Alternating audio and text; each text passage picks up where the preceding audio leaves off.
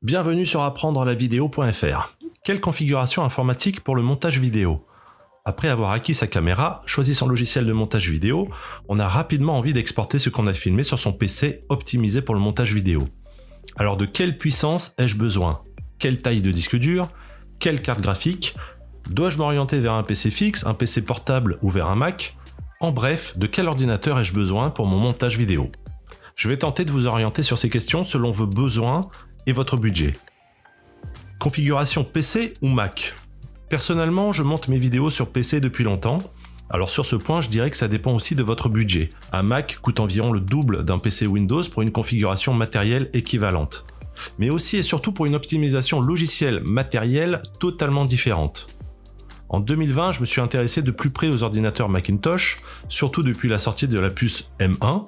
Et en effet, cette puce, avec des logiciels optimisés pour elle, propose un rapport de puissance énergie-chauffe jamais vu auparavant. Il suffit de voir les tests sur YouTube pour s'en rendre compte. Apple a sorti du lourd avec cette puce, du très lourd même. Ainsi, j'ai vu sur YouTube le Mac Mini d'entrée de gamme, environ 800 €, encaisser la 8K d'une caméra RED sans broncher et en chauffant un poil plus que lorsqu'il n'est pas sollicité. Donc je vous laisse imaginer la facilité avec la puce M2. Les solutions Mac. Pour changer d'écosystème, essayez autre chose, de plus stable, plus silencieux et avec moins de bugs. Et aussi parce que les machines d'Apple, autant les nouveaux iMac, les nouveaux Mac Mini ou encore les MacBook Air ou Pro ont baissé de prix, grâce justement à cette puce M1, M2. Apple propose désormais des machines accessibles, ou du moins beaucoup plus qu'elles ne l'étaient quand elles étaient équipées du processeur Intel. Alors oui, Apple propose des machines fermées, dans lesquelles on ne peut rien changer, ni rien ajouter à l'intérieur. C'est un gros frein si on souhaite upgrader sa machine soi-même. Pas de RAM en plus, pas de disque dur interne plus gros. Mais c'est justement cette fermeture matérielle qui permet à Apple d'optimiser chaque composant de ses machines.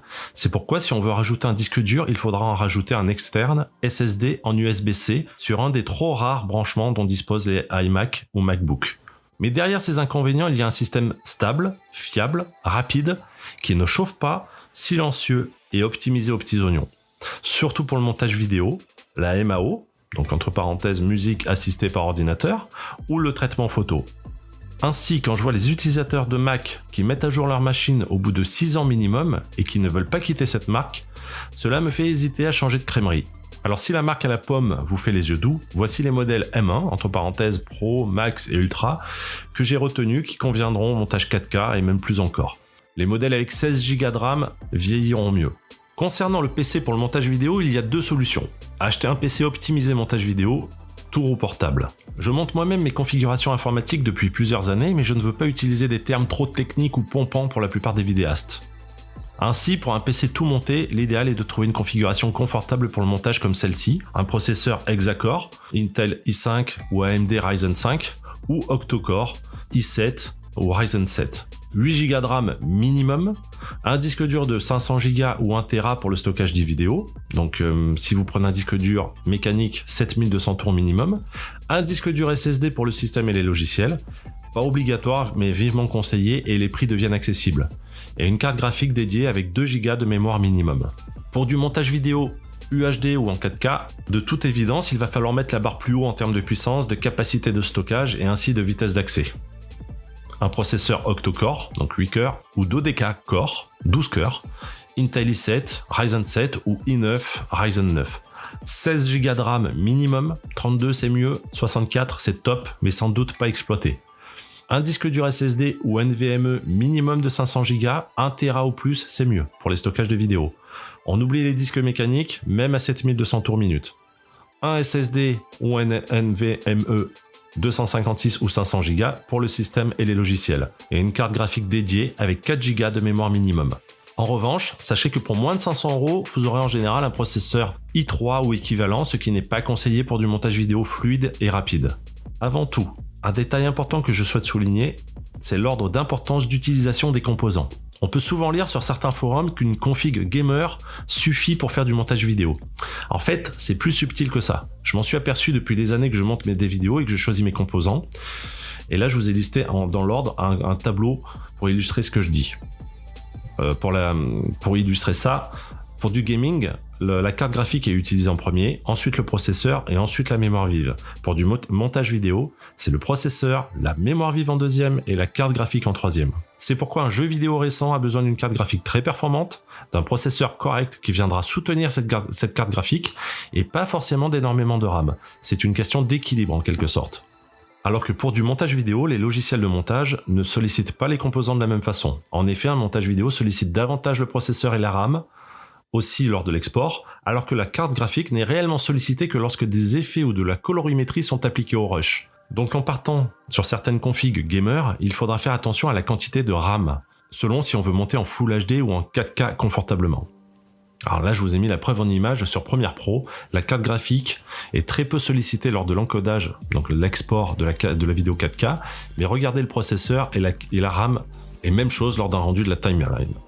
Il existe une multitude de configurations et de marques parmi lesquelles il est compliqué de faire un choix. Voilà, je vous ai listé celles que j'ai sélectionnées avec le meilleur rapport performance-prix chez les marchands du web les mieux réputés selon votre budget. Donc il y a des configurations pour montage vidéo entre 800 et 1200 euros, les meilleures configs à environ 800 euros, les meilleures configs à 900 euros, les meilleures configs à 1000 euros, environ 1000 euros, et les configurations un peu plus musclées pour le montage vidéo 4K et même 8K. Et c'est plus, là on tourne autour des 2000 euros. Si le budget est serré, il existe la solution des PC reconditionnés, c'est-à-dire des PC remis à neuf plutôt que d'être jetés, avec des composants qui ne sont pas forcément dernier cri, mais qui sont loin d'être largués en termes de performance et qui sont garantis. En voir plus sur le site AFB Shop. Les PC portables pour le montage vidéo.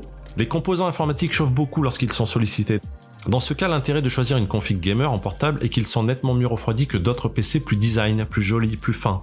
Ainsi, les carcasses de PC portables gamer sont plus épaisses justement pour faire circuler plus d'air sur les composants. Le processeur, la RAM, la carte graphique, et ainsi garder toute leur performance sur plusieurs heures. Alors que les PC plus fins, plus stylés, avec les mêmes composants, mais avec des ventilateurs aussi plus fins, limiteront la circulation de l'air et les performances globales de la machine si l'ensemble venait à trop chauffer. Et sur du montage vidéo, mieux vaut le savoir, ça chauffe très vite. C'est une histoire de compromis. Processeur i5 ou i7, RAM 8Go minimum, 2 disques durs, SSD plus un disque de stockage, carte graphique, GTX 1650, c'est souvent le minimum qu'on retrouve, écran de 17 pouces ou 15 pouces minimum, 13 pouces si vous avez une supervision. Il est très difficile de trouver un portable équipé d'un i7 de dernière génération à moins de 1000 euros. Mais ça arrive. Et selon ce que vous souhaitez faire et de votre budget, en dessous de 1000 euros, il va falloir parfois faire des compromis. Souvent, vous aurez peut-être le bon processeur, mais pas forcément la carte graphique ou la quantité de RAM que vous voulez. Ainsi, rien ne vous empêche aussi de prendre un modèle avec un seul SSD et ensuite d'acheter un disque dur externe, un SSD, qui viendra se brancher en USB 3 pour stocker vos rushs. Il n'est pas obligatoire d'avoir une dalle 4K, un écran 4K pour monter de la 4K. Sans OS, sans système d'exploitation, signifie qu'il faudra installer Windows ou Linux soi-même sur la machine. Ci-dessous, donc, je vous ai listé les PC portables que j'ai trouvés en fouillant sur le net. Les références changent souvent et qui permettent d'avoir le meilleur compromis possible. Une dernière petite chose, sur un portable, on peut éventuellement changer ou ajouter de la RAM et un disque dur. Mais pour le processeur ou la carte graphique, on oublie, à moins de s'appeler MacGyver. Alors au sujet des écrans, si vous souhaitez faire de l'étalonnage, partez plutôt sur une dalle IPS, sinon une dalle TN suffira. Mais les portables à dalle IPS sont souvent un poil plus chers, mais tellement plus fidèles au niveau des couleurs et des contrastes.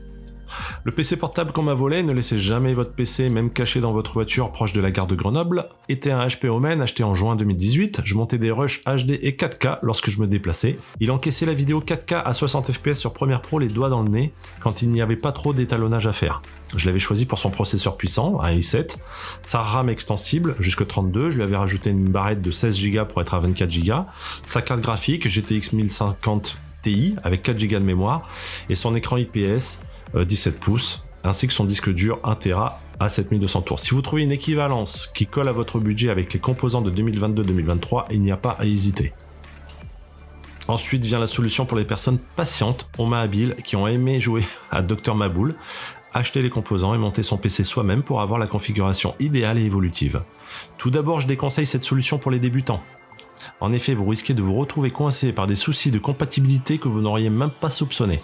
Pour les autres, je vous conseillerais juste sur quelle configuration s'orienter, sans m'avancer dans les détails trop techniques. Si vous souhaitez un PC sur mesure et que vous êtes débutant, je vous conseille de faire appel à un pro qui montera lui-même votre PC une fois que vous l'aurez aiguillé sur le matériel et les performances que vous souhaitez, ou encore de vous assurer de la compatibilité des composants en allant à cette adresse. Voici donc la configuration que je conseille pour être à l'aise avec le montage des vidéos 4K et Full HD, et aussi avec l'ajout d'effets spéciaux parfois gourmands. La carte mère.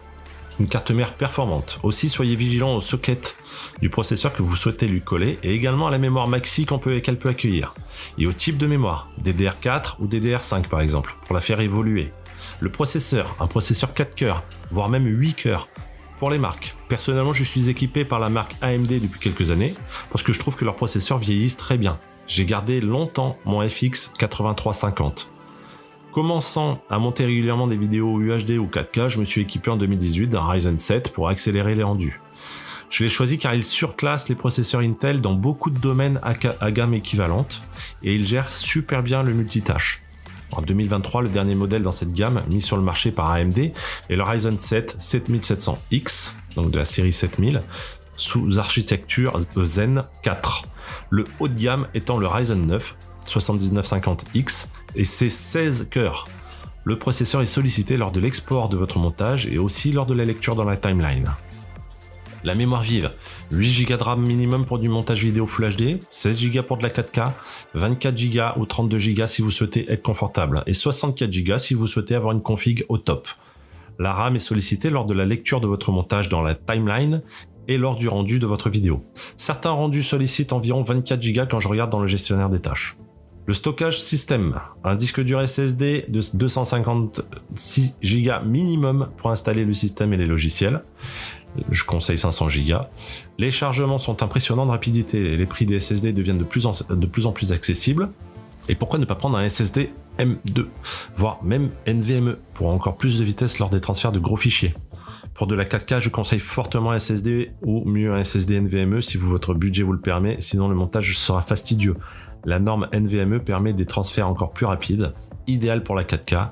Pensez à lui coller un radiateur parce que ce type de mémoire chauffe beaucoup. Il existe aussi la solution du SSD portable. Cela permet de pouvoir continuer ses montages 4K sur son PC portable lorsqu'on se déplace. La carte graphique. En 2023, la pénurie des composants est enfin terminée et les bonnes cartes graphiques ont vu leurs tarifs diminuer. Une bonne carte graphique avec 2 Go de mémoire minimum pour la Full HD ou 4 Go pour l'UHD.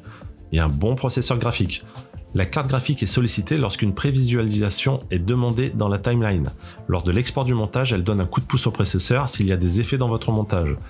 Et lors de la lecture en temps réel dans la timeline, s'il y a des effets, colorimétrie, transition gourmande, stabilisation sur vos rushs.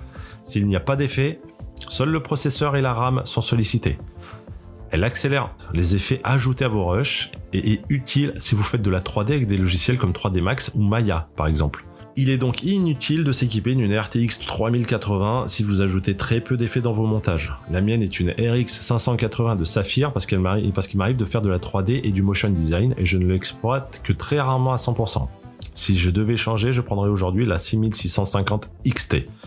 La 7900 XTX étant à plus de 1000 € au moment où j'écris ces lignes. Une bonne alimentation pour envoyer du jus à tout ce petit monde, donc visez gros, 500 watts minimum, sinon vous risquez d'avoir de mauvaises surprises quand vous lancerez vos exports. En effet, quand un processeur ou une carte graphique n'est pas sollicité, elle consomme le minimum. Par contre, quand on lance un rendu ou même parfois un aperçu, elle demande plus de jus, plus de watts pour bosser. Et s'il n'y en a pas assez, le PC ne cherche pas à comprendre. Il se met en mode sécurité, il coupe tout, écran noir. Il faut relancer la machine en espérant avoir fait une sauvegarde récente et ne pas avoir corrompu de fichiers. Un moniteur LED Full HD minimum. Il est très bien étalonné en sortie d'usine et je mets le mien sur le mode Rec 709 lorsque je travaille l'étalonnage. Personnellement, je prends la marque Asus ou BenQ pour leur fiabilité et leur qualité. Une config AMD pour du montage 4K avec les meilleurs composants du moment à environ 3000 €. Carte mère Asus ROG Strix X 670E, un processeur AMD Ryzen 9 7950X, la carte graphique RX 7900 XTX, une mémoire vive, donc la RAM de 32 Go en DDR5 à 6000 MHz, un disque dur SSD NVMe PCI Express 4 de 1 Tera et une alimentation à 850 watts. Pour une config pour du montage 4K avec les meilleurs composants de 2022 à environ 2000 €. Carte mère Asus ProArt Creator B550, un processeur AMD Ryzen 9 5950X, carte graphique RX 6900 XT, une mémoire vive de 32 Go DDR4 à 3200 MHz et un disque dur NVMe M2 PCI Express 4 de 1 Tera, alimentation pareil à 850 watts. Configuration Intel pour du montage vidéo en 4K à environ 2000 €. Carte mère MSI Pro Z690, un processeur Intel i9 12900K, carte graphique Quadro M4000, mémoire vive de 32 Go DDR4 à 3200 MHz, disque dur NVMe, PCI Express 4 de 1 Tera, alimentation 850 watts. N'hésitez pas à partager cet article sur vos réseaux sociaux ou auprès de vos amis.